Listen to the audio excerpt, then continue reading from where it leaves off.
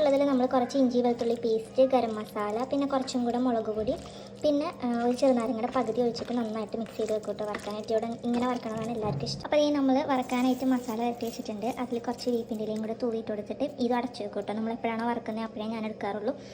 ചൂട് കൊടുക്കുന്ന തിന്നാനാണ് എല്ലാവർക്കും ഇഷ്ടം. അപ്പോൾ എപ്പോഴാണോ വറക്കുന്നത് അപ്പോൾ ഞാനെടുത്ത് ഫ്രിഡ്ജിൽ നിന്ന് പുറത്തെടുത്ത് വറക്കും. മൂടി വയ്ക്കും. എന്തായാലും തുറന്ന് വയ്ക്കില്ല, മൂടി തന്നെ വെക്കുള്ളൂ. ഇങ്ങനെ ഒരു മസാല വരട്ടിയിട്ട് വറക്കണത് എല്ലാവർക്കും ഇഷ്ടം കേട്ടോ. എല്ലാവരും ആസ്വദിച്ച് കഴിക്കുന്ന ഒരു സാധനമാണിത്. പിന്നെ വേപ്പില കുറച്ച് ഉണങ്ങിപ്പോയി സാരില്ല, അഡ്ജസ്റ്റ് ചെയ്യാം. ഫ്രിഡ്ജിൽ ഞാൻ ഒന്നല്ലെങ്കിൽ വെച്ച് കഴിഞ്ഞാൽ കരിഞ്ഞു പോകും, അല്ലെങ്കിൽ പഴുത്തു പോവും. രണ്ടിലേതെങ്കിലും ഒന്ന് സംഭവിക്കും. ചിക്കൻ കുട്ടന്മാരെ കറി വയ്ക്കാനുള്ള ചിക്കൻ കുട്ടന്മാരെ നമ്മൾ അടുപ്പത്തിട്ടിട്ടുണ്ട്. അപ്പം ഇതിൻ്റെ മണം കേട്ടപ്പോൾ തന്നെ ഒരാൾ വന്നിട്ടുണ്ട്. കറി വയ്ക്കാനല്ലോ ഇത് കറി വയ്ക്കാൻ വറക്കാനുള്ളത് നമ്മൾ ചിരിത്ത് വെച്ചിട്ടുണ്ട്. മണം കേൾക്കുമ്പോൾ തന്നെ രണ്ടാൾക്കാർ വരും. പിന്നെ ചിക്കോയിയാണോ എന്ന് ചോദിച്ചിട്ട്. അപ്പോൾ നമ്മളിത് കറി വയ്ക്കാനുള്ളതാട്ടോ ആദ്യം വറുത്തെടുക്കുന്നത്. എന്തായാലും ഈ ചിക്കൻ കറിയുടെ ഭാരത 2 പാർട്ടായിട്ട് ഇറങ്ങി വരും. അപ്പോൾ നിങ്ങളെല്ലാവരും കാണാം.